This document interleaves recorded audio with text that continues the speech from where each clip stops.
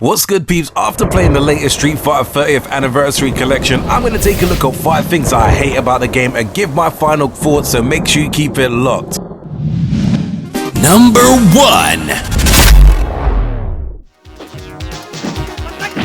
Now, I'll be honest with you guys, I personally usually jump straight into a fighting game and try and figure things out until I want to find specifics like linkers and combos, and then I might pay a visit to the training mode. But I must admit, sometimes for sparring in Street Fighter to figure moves out, the training mode is always useful.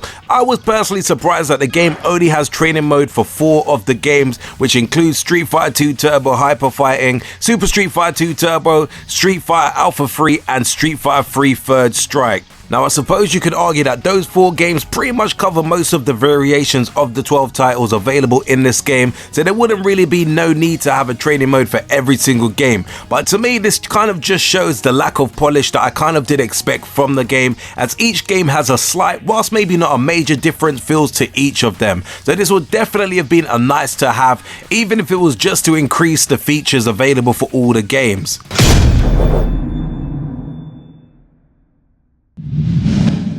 Number 2.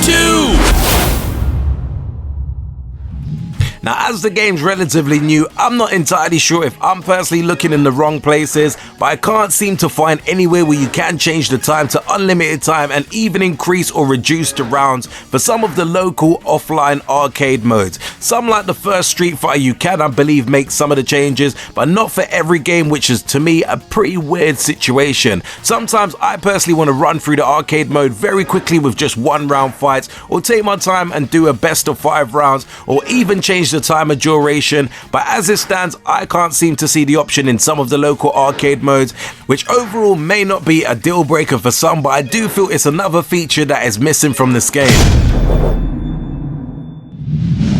Number 3.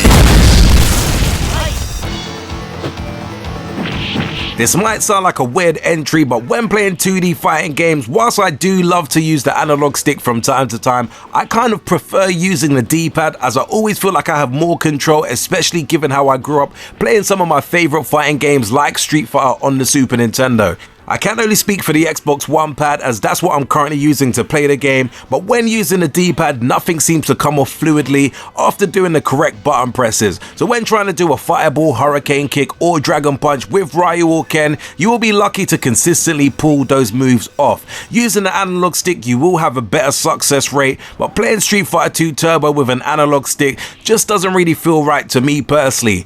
This really became frustrating to me, as I should be punishing my opponents for their mistakes, but I always ended up missing my attacks.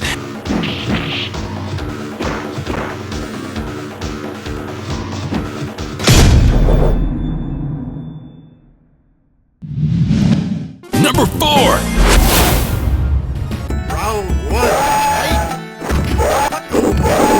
Now, whilst not blowing my own trumpet, I'm not gonna lie, I do consider myself as someone who's pretty decent at fighting games, and Street Fighter games in particular is where I do feel that I shine the most. But I feel since playing against the AI in this game during the arcade mode, especially in the earlier Street Fighter games like Super Street Fighter or Street Fighter Turbo, I've kind of been struggling with the AI. I even went as far to try and put the difficulty down to 1, but still struggled with some of the opponents, which to me was certainly crazy. Maybe it's just me who has lost some of my touch and skills with the game, but it just gets to the point where I'm thinking to myself, is if easy is this hard, how hard must hard be? It would definitely be great to see who actually relates with this particular issue that I have with this game, so definitely put it in the comments below if you actually having problems facing the AI, or are you having no problems whatsoever?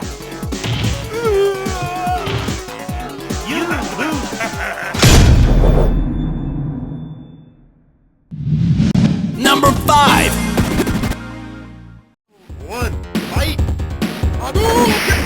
Now look, I'll be honest and hold my hands up and say that I used to be that annoying player that used to jump with hard kick then sweep with hard kick to extort some damage on my opponents. In this game, that trick doesn't seem to work as effective as it used to, and whilst it does prevent spammers like myself taking full advantage, it is now more annoying that this feature is not as fluid as it used to be. Basically, a sweep down doesn't always seem to knock your opponent down, and even an aerial attack doesn't always knock your opponent off guard. So for example, if you see here, I do go to hit the opponent in the air, but then immediately he retaliates, which to me gives the opponent the advantage and makes every move you make kind of a little bit too more cautious rather than natural. Some may see this as a good thing, but I feel that it kind of does ruin the flow of the game, and to me makes it feel a little bit broken at times. To be fair, this is probably something I need to get used to, and for the record, this mainly occurs on the earlier Street Fighter games such as Street Fighter 2 Turbo, and not as much in the latter games like Street Fighter 3 Third Strike.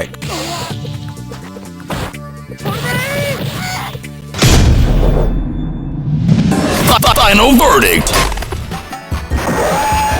Overall, I must admit that I am really happy that we do have a Street Fighter collection like this available on the PlayStation 4, Nintendo Switch, Xbox One and PC. Reliving some of my childhood favourite fighting games is always welcome, and I'm always about nostalgia, so these games definitely do strike a special chord with me personally. I will admit that the experience that I have had hasn't really been as enjoyable as I once remembered, given the gripes that I've mentioned earlier. Well, I guess the main question, is the game worth buying? Well, I guess the gamers that are into nostalgia and also the major Street Fighter fans will probably have already pre-ordered the game prior to its release and currently playing the game as we speak. But also, I think for the newcomers to the series, this is pretty much a great starting point to catch up with all the classic Street Fighter games. The game has definitely a few cool features such as the museum and online capabilities, which I do feel needs a bit of tweaking to make it perfect.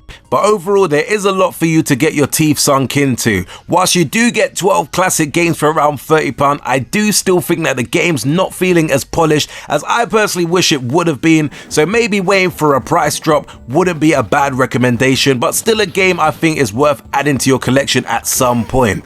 Anyway peeps, let me know in the comments below whether you've had the opportunity to pick up Street Fighter 30th Anniversary Collection and what do you think of the game, or if you haven't bought the game yet, are you considering buying this game? Make sure you do hit the like button if you did enjoy my rundown of my experience with the game so far, and make sure you do subscribe to the channel if you haven't done so before, and until next urban gameplay video, we definitely say peace out peeps.